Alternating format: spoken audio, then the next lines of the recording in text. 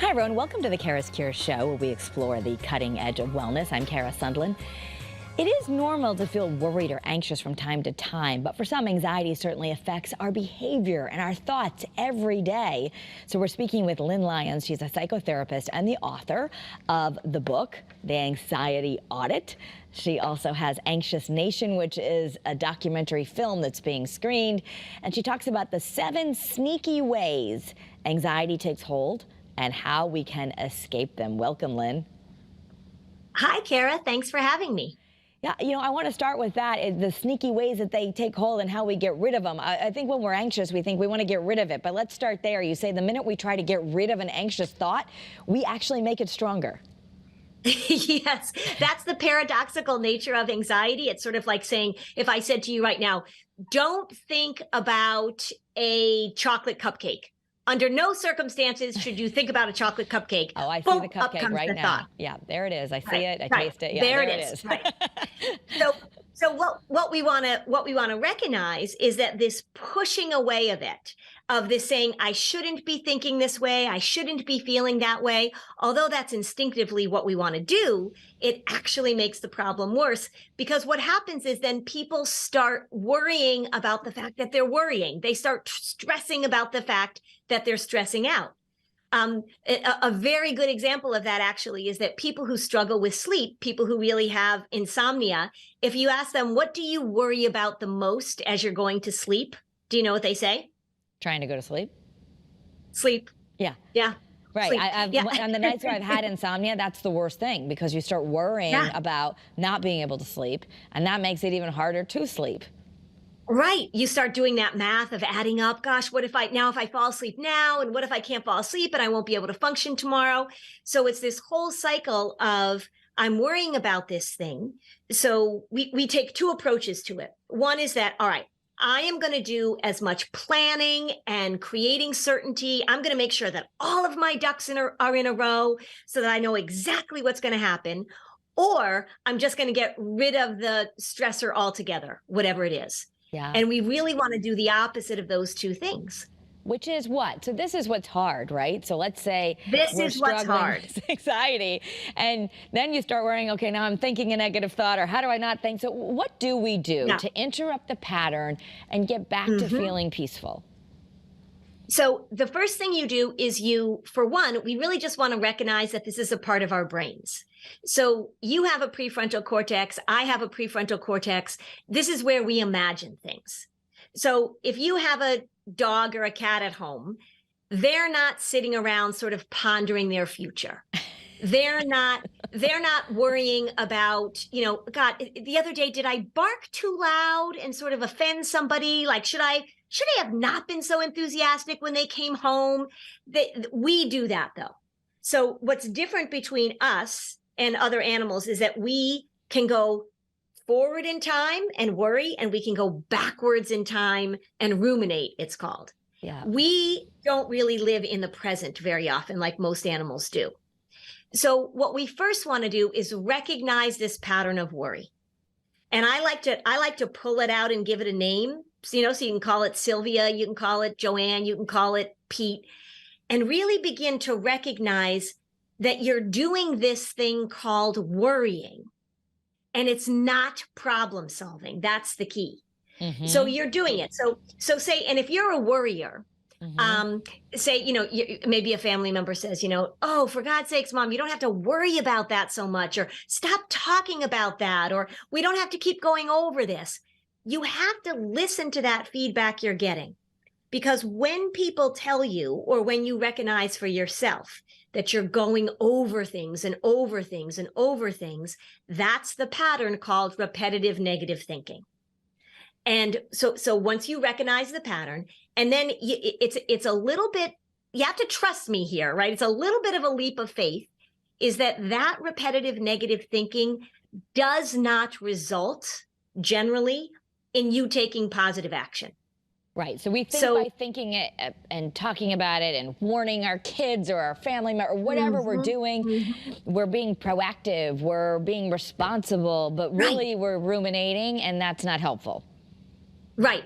And what you're also doing is, you bring up a good thing, is that if you are a catastrophic parent, for example, if you are a parent that is constantly warning your kids and talking to your kids about things in this way, you are teaching them how to be anxious.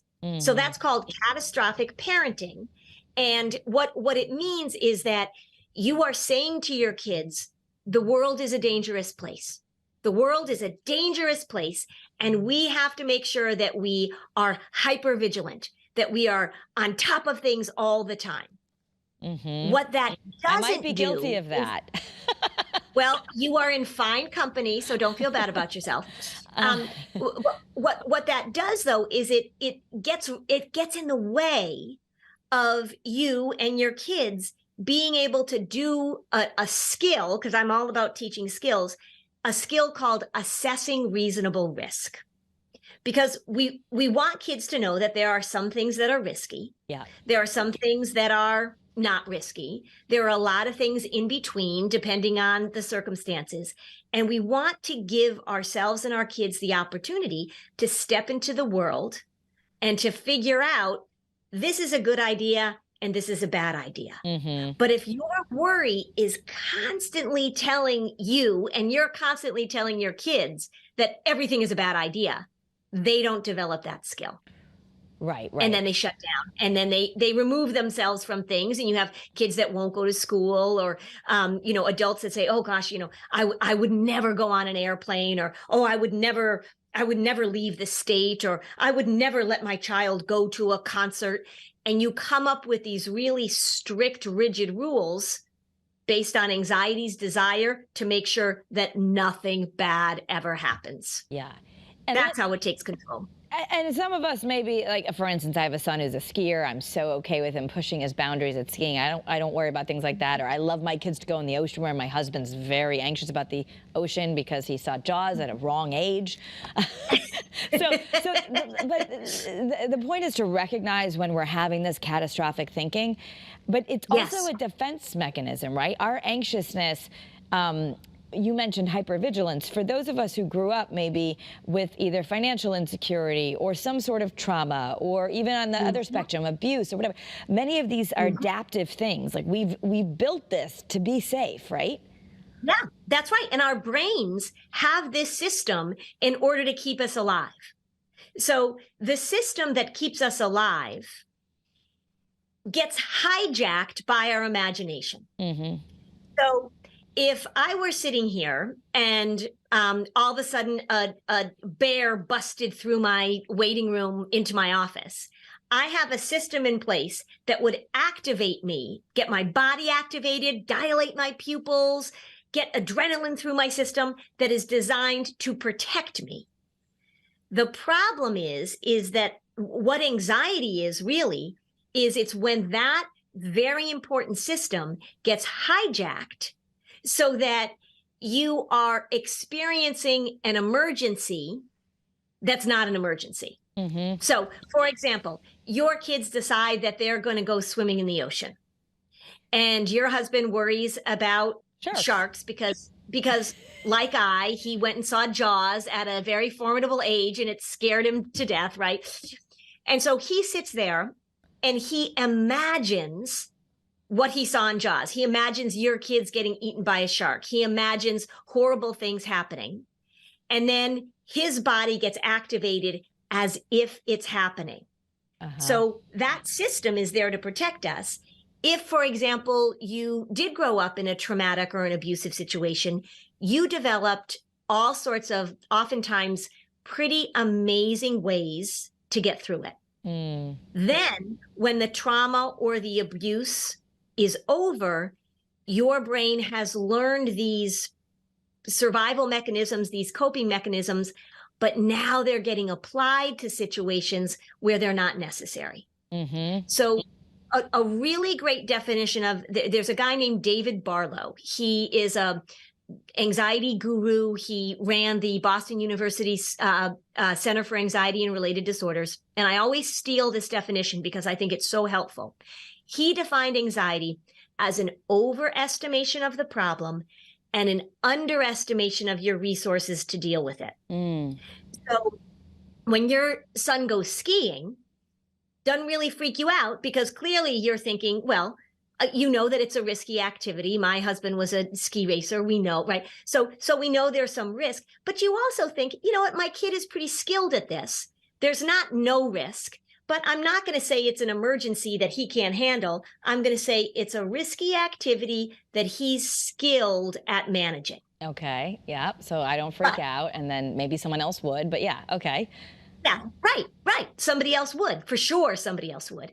And so when we're looking at what freaks us out, it's helpful sometimes to understand where that freak out came from. Anxiety runs in families because modeling of anxiety is one of the most powerful ways that it's passed down.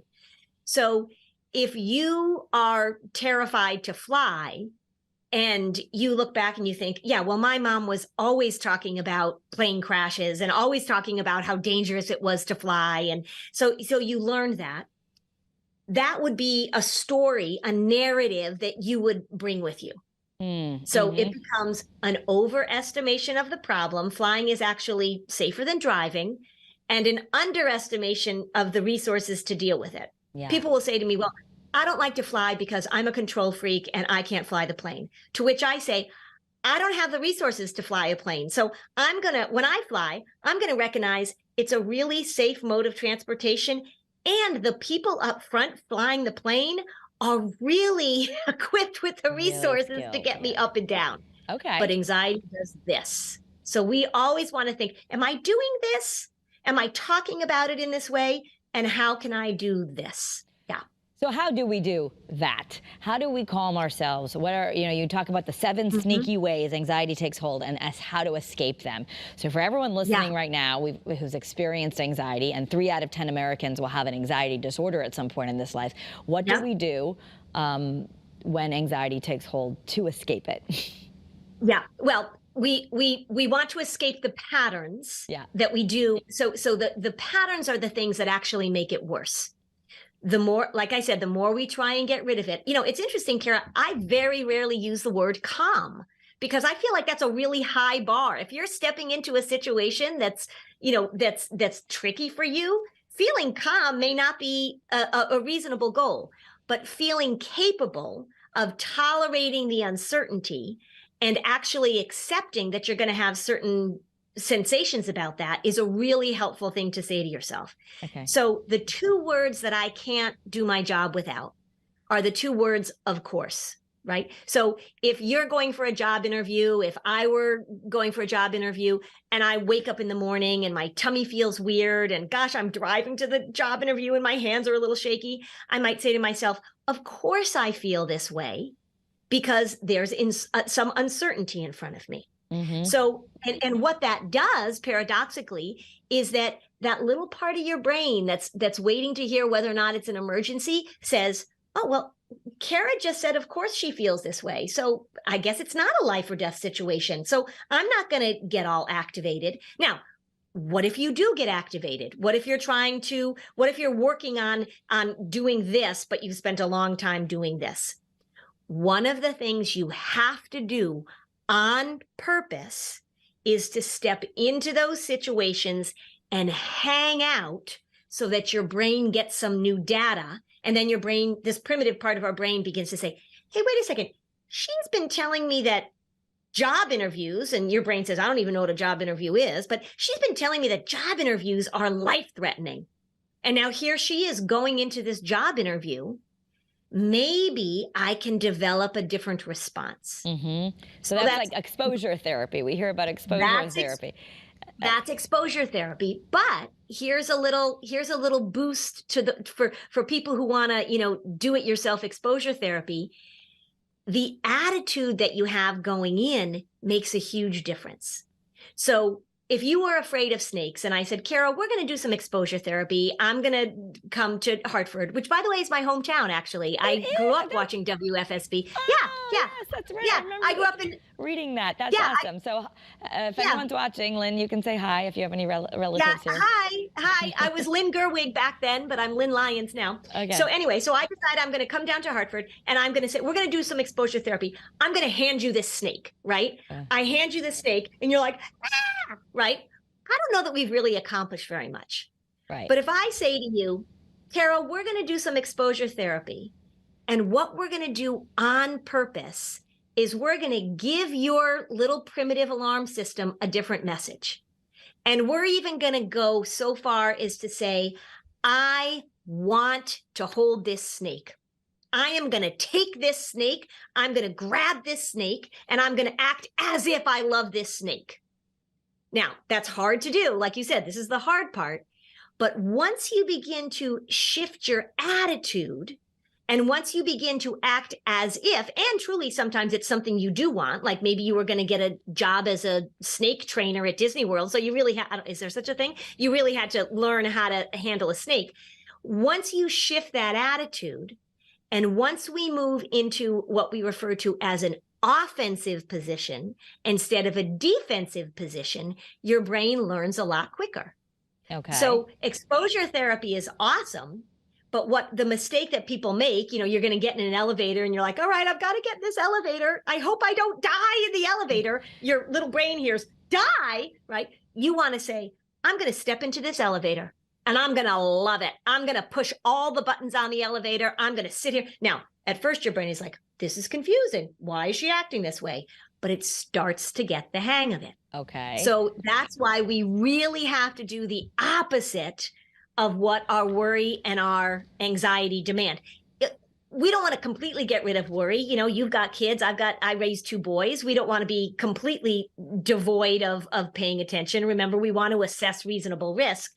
But if there's something that you consistently worry about, it really makes an enormous difference if you can say to yourself, all right, I know this is the game that my brain is playing, and I'm gonna give it some new data to work with. Okay. And we don't have to be so afraid of it. Right. I mean, I love to think that we can reprogram ourselves, because I think sometimes when we do get hijacked, we think, oh my gosh, here it goes again. And that's where that catastrophic thinking comes in. I want to shift our focus to teens, because, over my life, I've certainly incorporated a meditation practice. I've learned mindfulness. I do this for a living, interview smart minds like you. So, but then when you see your teens struggling, which so many teens have been over the pandemic, I think it's gotten a little bit better, but you see teens, let's say, they're anxious beings anyway. They're worried about how they are being perceived. They're worried if their friends like them. They're worried this. So is it different for a teen? How do we as parents help our teens when we realize that they're anxious? Yeah. Well, you're exactly right, is that being a teenager is an anxious time of life, because remember, anxiety wants certainty and comfort, and adolescence is really not known for its certainty nor its comfort. There's a lot of stuff going on outside in their worlds around them, a lot of change, a lot of challenges, a lot of difficulty, difficult social situations to navigate. And the adolescent brain and body, there's a lot going on inside too. So the first thing that parents need to know is that it really is okay for your teenagers to feel things in big ways. It really is okay for them to be, really upset about something, or if they get their heart broken, to be really devastated about that. The thing we want to help our teens with is, what do we do when we have those feelings? Who do we ask for help? How do we express them? What are the things we know make it feel better? What are the things we know make it feel worse?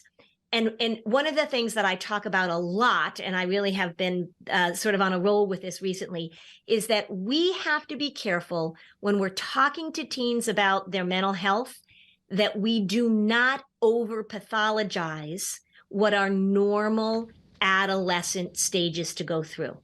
Because what I'm seeing a lot of right now is we have really done sort of a good job educating kids about mental health and bringing it out into the open. But what we've done not such a good job of is really helping them understand it's okay to have big feelings. It's okay to mourn. It's okay to feel furious at times. Not every feeling you have is a disorder. Kids are really afraid right now. I mean, I've got a lot of kids I talk to that are anxious about becoming depressed. They're anxious about being anxious. They're anxious that they're going to become a drug addict. So we really have to normalize it for them and teach them the basics, which I'm happy to go through, the basics of emotional management. Okay, so let's start there. We've got this, All right. I know we might be able to get through all of it, but let's say you've got these 7 sneaky ways. So Yes. you've got these, I assume, about 7 solutions, whether or not we get all of them. But what are some ways to manage? I've heard one of it, name it to tame it. That's something I try to use in my house. Let's name the feeling. And I fail at this a lot, but also we shouldn't be trying to tell them, calm down, and probably try not to deal with anything when they're in that mode. Correct. There's really not a lot of learning. So people will say to me all the time, what do I do when she's freaking out? And I say, well, just sit there and say, you know, this is hard, right? So when you're trying to teach somebody who's freaking out, doesn't really go so well. Yep. So you're right. We're going to externalize it. We're going to recognize it. The other thing we really want to pay attention to, particularly for teenagers, is external connection. Because one of the things that anxiety does is it absolutely brings you inside. So there's a chapter in the book about inner isolation. Both anxiety and depression are referred to as internalizing disorders, which means that there's stuff out here that makes us feel anxious, of course, and that depresses us, of course. But the way it really becomes a disorder is what we do inside. So research is very clear that when people are externally connected, when teenagers, for example, are doing volunteer work, when they are doing something that feels meaningful to them. During COVID, I was beating this drum. Let's make sure that we're finding ways that we can help our neighbors, that we can help other people.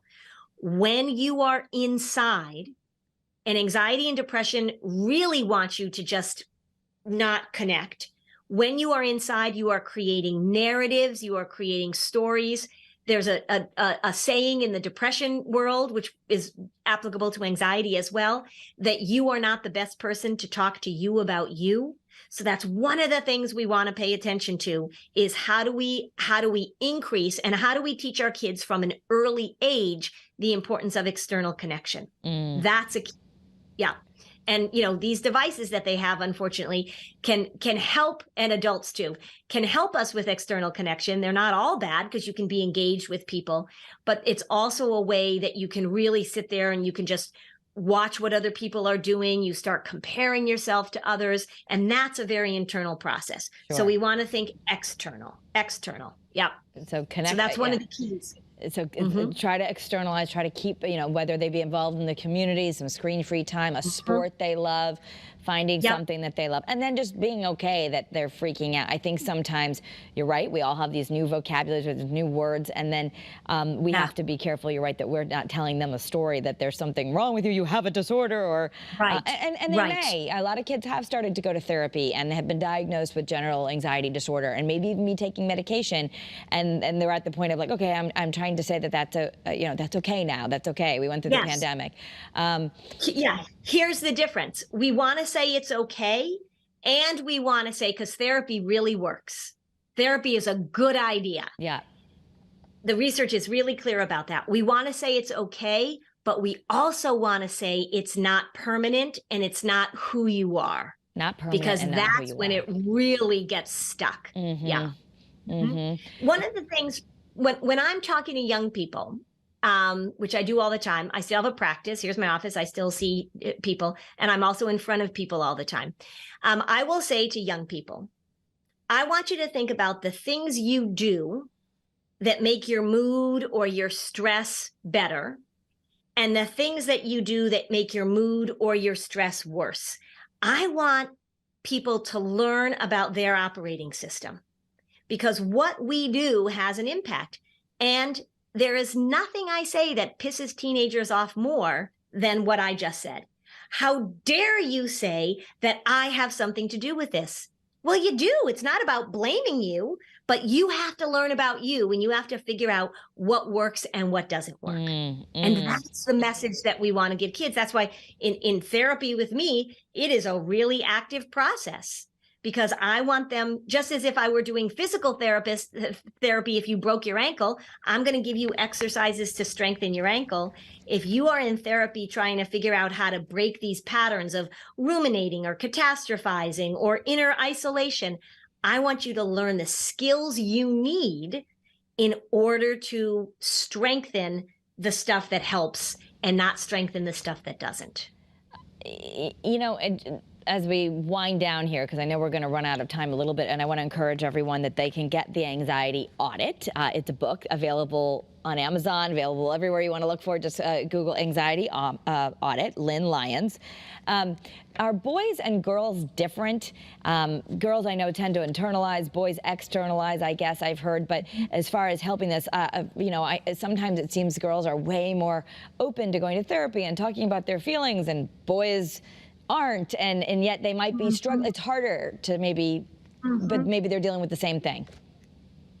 They are dealing with the same thing. And I think just the way that unfortunately we socialize boys is that there's, as much as we think we've come so far, I think there still is a lot of language with boys, particularly amongst boys, of, you know, be tough and suck it up. And, you know, there's no crying in baseball. We really don't teach boys as well how to articulate their emotions, how to be okay with what they're feeling. There is a really sort of suck it up buttercup thing that happens with boys more than girls, for sure.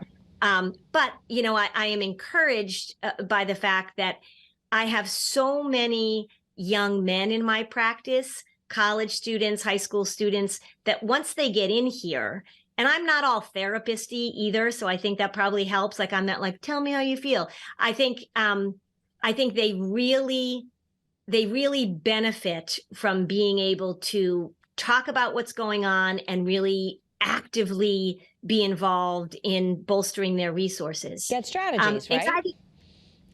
Say again? Get strategies rather than, Yes. We got to think of therapy as like emotional coaching. And this is maybe a good place to start. If you have kids, maybe you don't have resources to go to a therapist, or you have kids who are really resistant to going.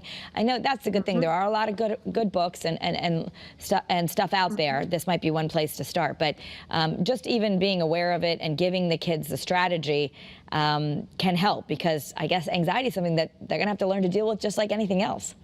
Correct, because life is uncertain, and it's very likely that as you move through the different chapters of your life that you're going to hit some bumps. Yeah. I have a podcast too called Flusterclux with an X. And we started that. I do that with my sister-in-law who's married to my brother. We drop episodes every Friday. We started it right at the beginning of the pandemic, and we cover every worry topic that you can possibly imagine. So that's a good resource too. I really try hard to put a lot of stuff out there. Yeah. Lynn, thank you so much for sharing your time. And we love that you're originally from Connecticut. But thank you for being here and exploring the cutting edge of wellness with us. I am delighted to be here, Kara. Thank you for having me. And you can find more information. Again, Lynn's book is The Anxiety Audit. You can find it there. You can also follow me on social media at Kara Sundlin. I like to share this content there. So have a great day, everyone, and be well.